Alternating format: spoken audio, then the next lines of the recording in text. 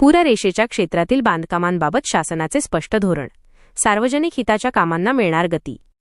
मुंबई.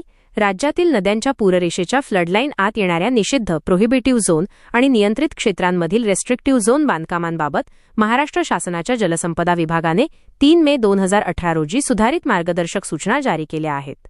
पुराचा संभाव्य धोका टाळण्यासाठी आणि सार्वजनिक हिताची अत्यावश्यक कामे विनाअडथळा पूर्ण करण्यासाठी हा निर्णय घेण्यात आला आहे. पूररेषेची व्याख्या आणि वर्गीकरण. शासनाने पूररेषेचे 2 प्रमुख प्रकार स्पष्ट केले आहेत.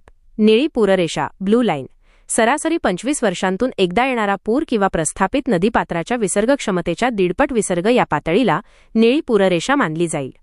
लाल पूररेषा रेडलाईन, धरण नसलेल्या भागात 100 वर्षांतून एकदा येणारा पूर, तर धरण असलेल्या भागात संकल्पित महत्तम पूर विसर्ग अधिक 100 वर्षांतील अपेक्षित पूर विसर्ग या पातळीला लाल पूररेषा संबोधले जाईल. क्षेत्रांचा वापर आणि निर्बंध. निषिद्ध क्षेत्र ब्लू लाईन ते नदीपात्र. या क्षेत्रात कोणतेही कायमस्वरूपी बांधकाम करण्यास मनाई असून याचा वापर केवळ उद्याने, खेळाची मैदाने किंवा नदीच्या वहन क्षमतेस बाधा न येईल अशा सार्वजनिक शौचकूप व मल निस्सारण सुविधांसाठीच करता येईल. नियंत्रित क्षेत्र ब्लू लाईन ते रेड लाईन या क्षेत्रात सार्वजनिक हिताच्या अपरिहार्य कामांना परवानगी देण्यात आली आहे. यामध्ये मल निस्सारण योजना, सार्वजनिक रस्ते ज्यांची उंची भारतीय रस्ते काँग्रेसच्या निकषांनुसार असेल आणि भूमिगत पाणीपुरवठा किंवा गॅस पाईपलाईनचा समावेश आहे. सुरक्षेची जबाबदारी. या क्षेत्रांमध्ये सार्वजनिक कामे करताना नदीच्या प्रवाहावर कोणताही परिणाम होणार नाही याची दक्षता संबंधित विभागाला घ्यावी लागेल.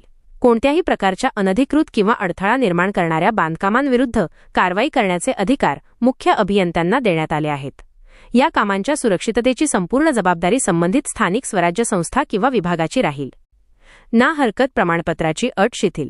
जलसंपदा विभागाचे कार्यक्षेत्र पूररेषेची आखणी करण्यापुरते मर्यादित असल्याने या परिपत्रकात नमूद केलेल्या अत्यावश्यक सार्वजनिक कामांसाठी जलसंपदा विभागाच्या ना हरकत प्रमाणपत्राची एनओसी आवश्यकता असणार नाही. तथापि पर्यावरण विभाग किंवा स्थानिक संस्थांची इतर वैधानिक मान्यता आवश्यक असल्यास ती स्वतंत्रपणे घेणे बंधनकारक आहे. व्हिडिओमधील शासन निर्णय व परिपत्रक आपणास हवे असेल तर ते आपल्या शासन निर्णय व परिपत्रक या टेलिग्राम चॅनलवर उपलब्ध करून देण्यात आलेले आहे. त्या ठिकाणावरून आपण ते डाउनलोड करून घ्यावे.